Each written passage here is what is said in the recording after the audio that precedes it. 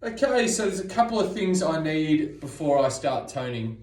I need a pencil, preferably a 2B, 4B or 6B. These are softer lead pencils, and when it comes to blending your tones, it is much easier. And if you actually use a 2H or a 4H, it won't blend properly. So you need a 2B, 4B or 6B.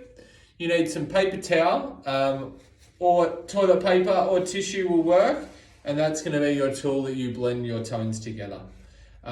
We're going to start very first focusing on all the other objects except the human form. So step one in your toning is going to be completing your objects. Final step, completing the human form. Okay.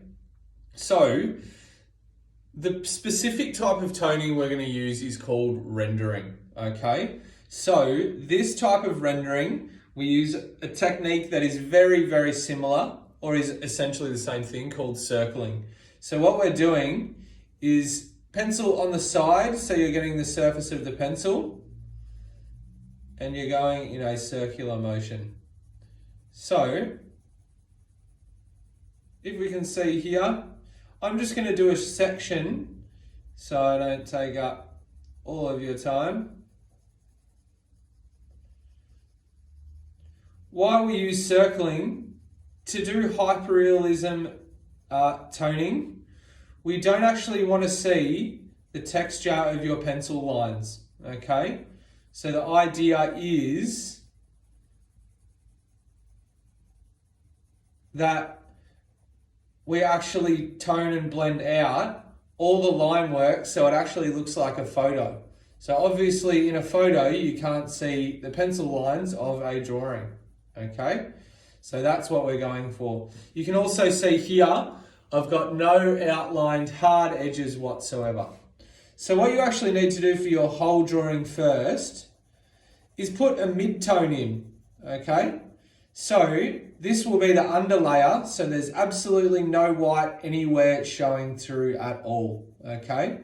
So this is what you need to do for your whole drawing.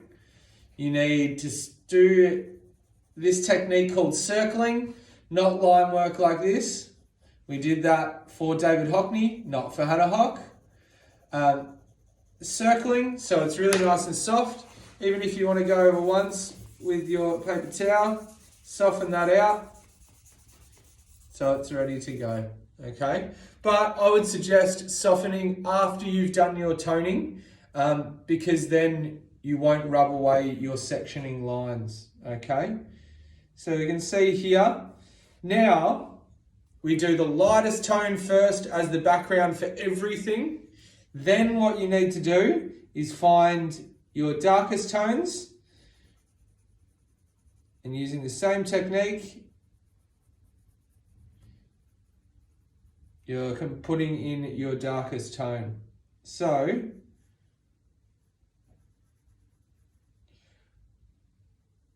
just to remind myself where that line is. There we go. So what I go through doing now and do is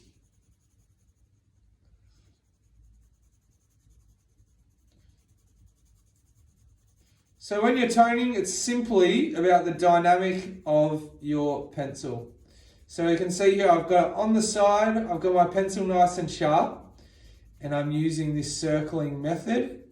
And you can see here, you can't actually see the line work of my pencil. If you're colouring with the tip of the pencil, you're going to be able to see that line work, okay? So you can see there, I know I've got another section over here. And again, you can see I have not outlined a single thing. At no point in the toning process until you're adding the final little features, so the very final step is adding some line work, you should have no lines at all. It simply should be circling, colouring in and toning, okay? So you can see there, but then I move on to next, before I do any toning, you can see I've got a medium tone here.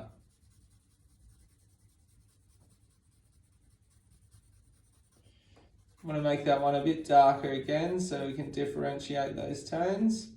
Still trying to get nice edges though.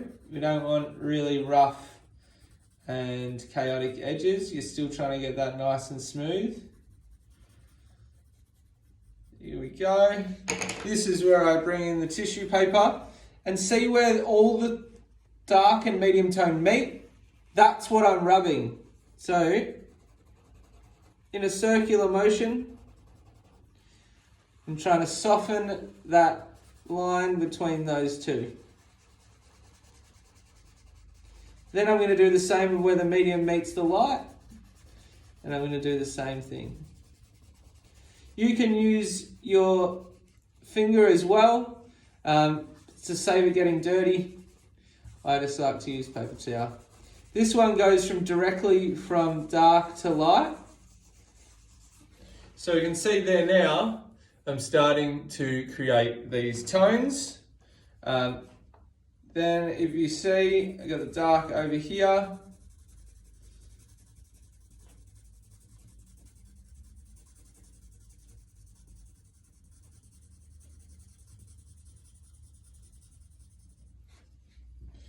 That fingernail. And just to give you context of the finger, that's lastly, after I've done all my toning, is when I would delicately put in, we can see the thumb grooves there, okay? So then we can see what I'll be moving on to next. After doing the thumb, we can see I've got this section of the head here. And then I will go over and complete the whole face first using my circling technique. Okay. So the next video I'm going to show you how to focus on the face and how we'll go about doing that. Okay.